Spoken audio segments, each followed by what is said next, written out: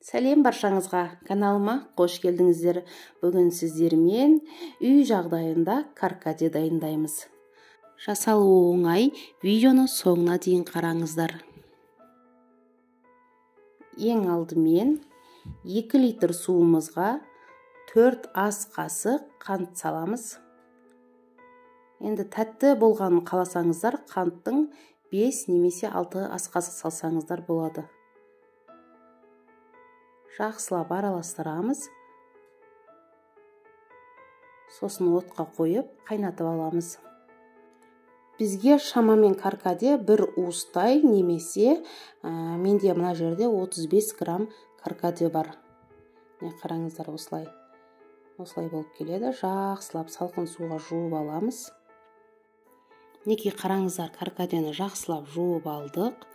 Енді қайнағалы жатқан суымызға, негізі қайнап тұрған суға салып каркадені бұқтырып қояды. Қайнатуға мүлдем болмайды. Егер қайнатам десеңіздер, көп емес, бір 30 секунд немесе ұзағымен 1 минуттай ғана қайнатып, астындағы отын өшіріп қойыңыздар. Міне суы қайнады, енді астын басып өшіріп қоямыз. Қалауыңызша лимон, мята, жалбыз жапырақтары ерекше дәм беру үшін, немесе каркаденің өзінде қайнатып іше берулеріңізге болады. Міне осылай құйып аламыз кувшинға. Тағы бір айта кететінім, каркадені жылы күйінде де, ыстық күйінде де, немесе салқын күйінде де ішуге болады. Ыстық күйінде ішсеңіздер, қан қысымы төмен кісілерге өте пайдалы.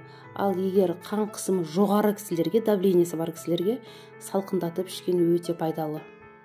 Бұл сусынды асқазан ауыратын кісілерге, гастрит немесе язвасы бар кісілерге ішуге мүлдем болмайды.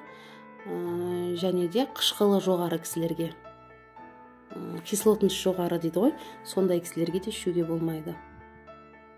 Ал бұлай сусынның құрамында А және В, С витаминдері және де организмді шлактар мен токсиндерден тазалайды.